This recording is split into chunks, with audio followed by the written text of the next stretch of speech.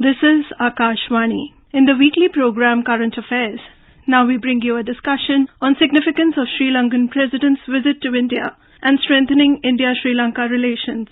The participants are Skand, Ranjan, Tayal, former diplomat, and Smruti, Pattanaik, strategic analyst, and Nilova, Chaudhary, journalist.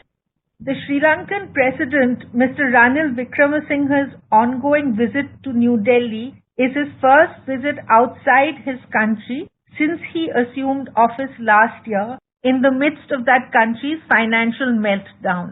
The visit clearly indicates the closeness of the bilateral relationship and Sri Lanka's acknowledgement of the commitment by India to stand by its close neighbor. When Colombo was almost close to defaulting on its external debt in early 2022, New Delhi stepped up to stand guaranteed that such a situation would not arise. India has extended close to $5 billion over this period to help Sri Lanka regain some economic viability and enough to arrange a loan from the IMF to restructure its loans. After talks with President Wickremesinghe this morning, Indian Prime Minister Shri Narendra Modi spoke of the very difficult period that Sri Lanka has endured, and together, two leaders outlined a vision for enhanced connectivity which would strengthen the bilateral relationship. In this document called Promoting Connectivity and Catalyzing Prosperity, the two leaders have laid emphasis on 5 broad kinds of connectivity to further broad-base the bilateral relationship. One of these is, of course, maritime connectivity and the idea of starting a ferry service between Nagapattinam and Kankesanturai. The second is air connectivity because Indians are probably the largest numbers of tourists in Sri Lanka. The third is energy and power connectivity through electricity grids and oil pipeline and many other such. The fourth is trade, economic and financial connectivity. And the fifth one is people-to-people connectivity, primarily enhancing tourism and promotion through awareness of the shared heritage, collaboration in higher education and research, and many such, bilateral projects that could be of mutual benefit. Ambassador Skand, Tayal and Dr. Smruti Pattanaik join us this evening to outline just why this is such a crucial visit. May I begin with Ambassador Tayal, please? And I would request you, Ambassador Tayal, to please give us a kind of a perspective on why Mr. Wickremesinghe's visit is important and what exactly is the newer, changed relationship likely to look like? Yes, Nilova. First, how important Sri Lanka is for India. For our listeners, Sri Lanka is rather small country of 2.2 crores, but it has a great civilizational, cultural, historic connection with India. Of course, we all know Sri Lanka in our mythology. Both were colonies of the British, and relations were very good after independence of both India and Sri Lanka. But in the 60s, differences started because of the discrimination against the Tamil population of Sri Lanka. Sri Lanka even now has about 5 million, almost 18-19% of their population is of Tamil origin. And many of them, a majority, maybe 70-80% have been there for centuries, for millennia. But about 200 years back, as the Prime Minister also noted in his address, many Tamils were taken to Sri Lanka to work in the tea gardens. And they became sort of Indian Tamils, and Sri Lankans did not want to give them nationality. So there are all kinds of issues. And there was discrimination against the Tamil language, and we all know LTTE and Prabhakaran and all kinds of things happened. Then in the 1980s, there was this agreement between late then Prime Minister Rajiv Gandhi and President Jayawardene, that is called the 13th Amendment of Sri Lankan Constitution, where Sri Lanka agreed to devolve some powers to the Tamils. And that is the India-Sri Lanka Accord of 1987. And Prime Minister in his remarks after the meeting said that President Wickremesinghe should follow them. Now, that is one part of the story. The second part is that, of course, Sri Lanka is in our neighborhood. It is very integral part of South Asia. But China has been trying to make inroads by enticing Sri Lanka by offering it credit on seemingly liberal terms. And we all know about Hambantota Port, how it was built by the Chinese, but since the Sri Lankans could not pay the loan, so it has been given on 99-year lease to China. Now, in that background of last 2 years, the financial crisis of Sri Lanka, all our listeners have followed that, and how India came to the rescue of Sri Lanka. We gave almost $4 billion package to Sri Lanka. Now, it is very important for us that Sri Lanka remains closely aligned with India, because for our security in the Indian Ocean, Sri Lanka is absolutely critical. And the Prime Minister very clearly said in his remarks that both countries should keep in mind the security interests and sensitivities of the two countries. So it was a very important visit, because after the Rajpaksa family, which was perhaps a little more inclined towards China as compared to India, Ranil Wickremesinghe is more inclined towards India, and he is a veteran. He has been their Prime Minister earlier, and he's a veteran politician. And so this is a very important visit to chart the future course of relations between India and Sri Lanka. Skand, hold it right there. Thank you for those thoughts. The whole aspect of the way the Chinese, the kind of debt burden that they have placed on Sri Lanka, and all of those details are of course there, despite which India came to the rescue and China did not when Sri Lanka had this meltdown last year. And in fact, Foreign Secretary Vinod Kawatra today was at pains to explain that India, whatever India is thinking of doing with Sri Lanka on the financial front, it will ensure that there is no kind of debt burden that accrues to that country, whereby they can have face any such problems that they have in the past. I'll take it to Dr. Pattanaik. Smruti, what Chinese threat is something that we always keep hearing about in the context of India and Sri Lanka. Why do we feel that China is such a problem in this situation? In fact, what I think is the Chinese presence, in fact, started in a very close manner, close collaboration between the Rajapaksa regimes and China. Just after the LTT war, when Sri Lanka started opening up to investment, because earlier, because of the war, not much investment were coming to the country, and the Chinese, of course, opened their purse, and it coincided also with the BRI, the Maritime Silk Route, which was announced when Xi Jinping visited Sri Lanka. Of course, compared to the past, the Indian Ocean is a major lifeline for most of the countries. India's 90%, more than 90% trade passes through the Indian Ocean. So therefore, the significance of Indian Ocean has increased. Now, what has happened in terms of the kind of investment which the Chinese have done, like example, the Hambantota port, the Sri Lankans always keep on insisting that this is a particular port which was initially offered to India. And of course, at that point of time, I think probably, it was not economically very, very viable. But currently also, the fact that the Chinese took over the port on 99-year lease also showed that economic viability of the port actually, the Sri Lanka could not make it economically viable. So in a sense, these are commercial port, which the China keeps on saying, these are commercial port and it's not a naval base kind of thing. But, the port can be converted to naval use. Whether Sri Lanka has that kind of wherewithal to oppose China, I really have seriously doubt. Second issue is that the post-LTT war, when India insisted on devolution of power, whether it is 13 plus or whatever, whatever the Sri Lankan thought that it is fit through a constitutional amendment, or they said that 13th amendment is externally imposed on Sri Lanka, but they also did not come up with any kind of homegrown solution. So in that sense, while this pressure from India was growing in 2012, 2013, when Sri Lanka had the election to the Northern Provincial Council, China has always been seen as a counter to India. So Sri Lanka is not an exception.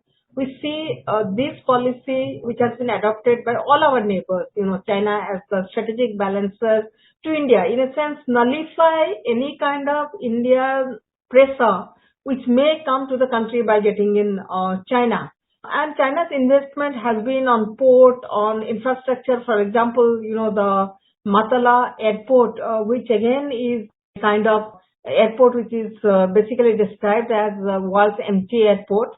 That is an investment where you don't have any return. So therefore, the Chinese investment has not resulted in any kind of economic return as far as Sri Lanka is concerned. So obviously, the presence is because of strategic reason. China has an interest in Sri Lanka, number one. And number two is Chinese Navy also has expanded. Recently they also, at one point of time, China always argued that, they don't have any ambition of having overseas bases. But right now you see that, with Djibouti and in other places, the Chinese are not hesitant to go ahead and have a military presence. So obviously the Chinese military presence will be a serious kind of challenge to India, because we see what happens in the northern border. Can be a kind of, navy on this side, on our Chinese army on the other side, definitely will be a challenge. So therefore we are just not concerned about only the strategic presence of China, but economically undermining Sri Lanka, because you have especially invested in projects which actually is not bringing any kind of economic return to the country. So that's what the Sri Lanka got into the kind of situation. It is, though the Chinese say it is 10%, but that 10% does not get any kind of return compared to other countries' 10%. I would argue like that. That's actually a couple of very interesting points.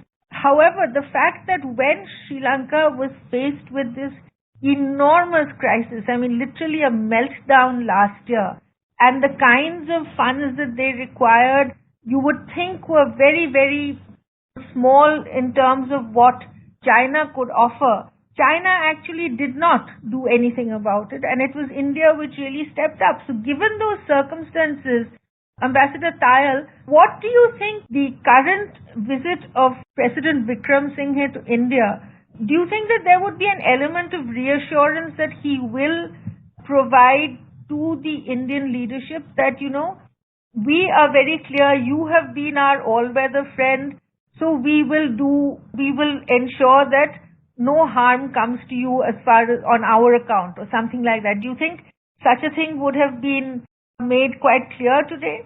I am sure this would have been discussed both by Prime Minister and earlier when our Foreign Secretary had visited Colombo to prepare for the visit. See, assurances are given, Nilova, but they are not carried out. Or, we all remember that Chinese spy vessel visited Hambantota port in August last year, Yuan 115. And we told Sri Lankans that please don't, because they are spying, and at that time I think we were launching one of our satellites also. But they hummed and hawed, and ultimately they allowed that Chinese ship to dock. So Sri Lanka also is under pressure from China, and they will play this game so that they do not annoy China, do not annoy India. And as a diplomat, I understand what they are trying to do. They are hedging, and as Professor Pattanaik said, that all our neighbors are now using China to put pressure on us and extract more from us, when we have always been very generous in helping all our neighbors, whether it's Maldives, whether it's Sri Lanka, whether it's Bangladesh, whether it's Nepal. But now it is kind of I'm sorry to say, kind of a marketplace. And so I think the way this vision document has been drafted, it is to have Sri Lanka in a long-term, closer connection with India. Suppose we do make this oil and gas pipeline. You see, all the refined oil products go to Sri Lanka from India. Oil India has a huge depot there. And even the crisis time when they had no money, no foreign exchange, India kept on supplying diesel as well as fertilizers to keep their the essential services going. So all that capacity India has, and if we, of course, the pipeline will be expensive, who will fund it? There are all kinds of issues which will come up. But the vision document, I think, lays down a roadmap how to make the relationship between Sri Lanka and India so intense, so close. And in this kind of thing, China cannot compete. China cannot have a pipeline from China to Sri Lanka. So, and then rupee, the foreign exchange shortage is there in Sri Lanka, and their main, after tea, perhaps the foreign exchange earner is tourism. So this UPI link opening, and the Indian tourists will be able to pay with their rupee card there, I think, should boost tourism, and that can also be again another source of. It's a question of interdependence, that we should try to enhance interdependence between Sri Lanka and India, which will be a win-win situation, and that would be the best way to go forward. Dr. Pattanaik, what do you think this, the connectivities that we're talking about, marine connectivity, for example, I mean, the ideas of restarting passenger ferries and so on between Kankesanturai and Nagapattinam, what do you think these would actually achieve in terms of the creating further dependencies? Would that actually be happening, do you think? I will not use the word dependency. I would say that it will enhance the people-to-people contact. Like, for example, India is the pilgrimage for the majority of the Sinhalese, for all the Sinhalese population. All of them, they visit the Bodh Gaya. And in South Asia, religion plays a very significant role in our life. So obviously, without pilgrimage to India, it's not possible for any Buddhist to think of a kind of life. So therefore, in the context of people-to-people contact, already if you remember, few years back from New Delhi, you will not get a Air India flight. The Sri Lankan Airlines was given the priority of flying from Delhi. Indian Airlines did not compete. It flew via, Chennai, but not a direct flight from Delhi. So, and also at the same time, spoke about the ferry connectivity. These were existing connectivity which were there, not the kind of ferry which we are talking of now. But in the past, the relationship between the Tamil Nadu and the northern part of Sri Lanka, there used to be a ferry, but from Rameswaram, due to the LTT war, that has been closed, shut down, but it has reopened again. And therefore, getting it more connected, because air connectivity is one way. You can't have only one-way connectivity. So ferry connectivity will help our southern part of India to get connected to the northern part of India, with whom they share close cultural, historical, familial ties. Between India and its neighbors, I'm just mentioning, marriage relationship is also a very significant relationship. You have relatives in Sri Lanka, have relatives in India. The same, it goes same for all the countries of South Asia. And this is one of the advantages which we have over China. But then again, we should not take the people-to-people contact or the linguistic, historical, cultural ties which you share with our neighbors, including Sri Lanka, as something given and we don't nurture. I think this relationship also requires nurturing. And one part of the nurturing is that how to allow the connectivity to happen so that, if somebody wishes to go to Sri Lanka, at least can travel by ferry, which will be the cheapest. So therefore, I would say that it has been kept in mind to provide as much connectivity as possible. We also are speaking of the Palali International Airport, which is the Jaffna International Airport. The first phase opened. There was 3 flights which are flying from Chennai to Jaffna. So with the expansion, there are also talks of expansion of the Jaffna Airport. And I also saw some reports where it's speaking about whether they can have some domestic flights which India can help. So therefore, this is a multiple level of connectivity which you are providing in terms of enhancing people-to-people contact. So I think it's a very significant, these ferry services to bond, to bind the people of the two countries.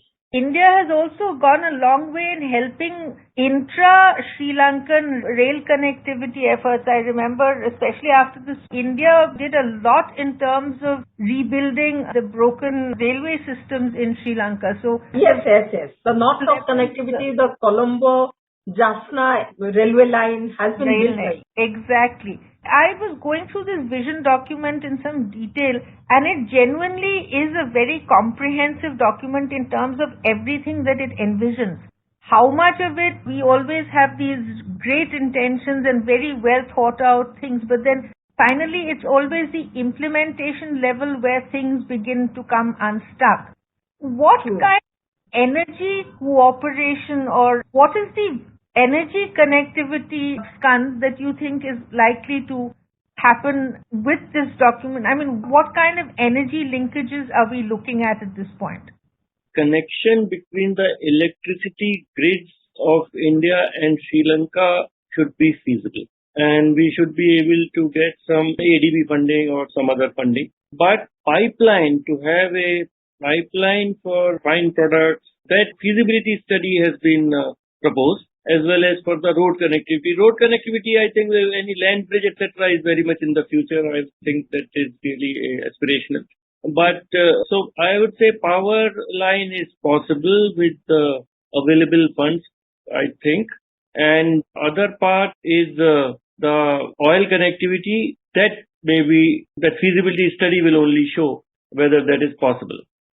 Smruti rightly pointed out the relationships at the level of marriages and cultural relationships that we have cannot be rivaled by anybody else.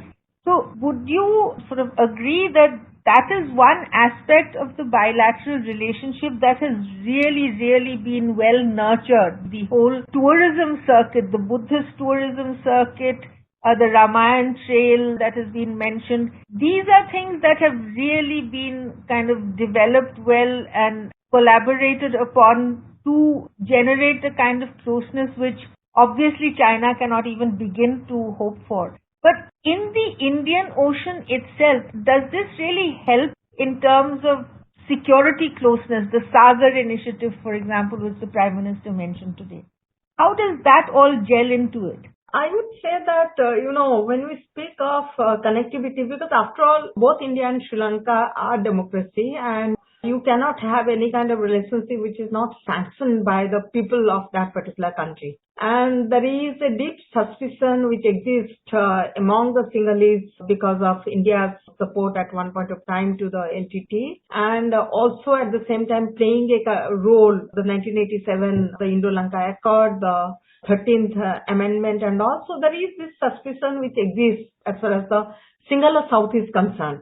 And I think the conflict within Sri Lanka between the Tamils and Sinhalese, over the period of time, some of it has almost converted to being that India supports the Tamils. But I think after the end of the war, India has, I think, one of the Buddhist relics traveled to southern part of Sri Lanka. It was kept there for quite a few days so that people can visit and have a look. Similarly, it has started building also houses in the south, providing connectivity network within the south. So India wants to project itself that it is not just friend of Tamils or Sinhalese, it's a friend of Sri Lanka kind of thing. Right. So therefore, in that context, I would say, when you're speaking of the Sagar Mala project, that actually, in fact, helps in terms of the connectivity, because this particular joint statement, which has come about, there's a lot of emphasis on the connectivity. Ambassador Tayal spoke about the energy connectivity, the connectivity, electricity connectivity. There will be port connectivity. Like, for example, India also is investing in the Western Terminal development, where India is partnering both with Japan and the Sri Lanka Port Authority. So therefore, there is a lot of projects, because, when we are speaking of Sagarmala, it is a kind of providing a kind of, there is also this question of the coastal shipping, which is coming up. It has not come up in the context of Sri Lanka, but I'm sure in the future, the coastal shipping and all those things will come up, because Colombo port itself is a major transit hub for the Indian goods which comes from India. So therefore, I would say that the Sagarmala, in fact, will boost the maritime connectivity, and it should be seen along with the other port projects which India is doing. It should be seen in that context, the larger context of the Indian Ocean, and improving not just the maritime connectivity. We can also go forward and speak about exploring the blue economy, which are some of the new areas which are really emerging as a point of collaboration between the countries within this region. In fact, I was just going to be talking about the blue economy. Glad you brought it up. What particular aspects of the blue economy can India and Sri Lanka really develop together so that it's like a win-win? You know, all you hear about are fishermen being arrested here, fishermen being stopped there. It's generally in a slightly negative context. So what aspects of the blue economy can be made such that they begin to flourish to the mutual benefit of both countries? Skand, can I ask you to?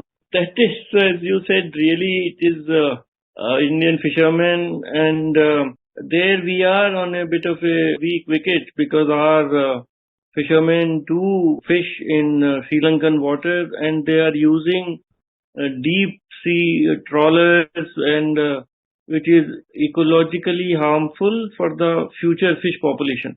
So cooperation is required. Some very creative solutions are required, which both safeguard the economic interests of the fishermen on both sides, both our Tamils and the North Sri Lankan Tamils, as well as are environment friendly, and so that the fish population keeps on getting recharged.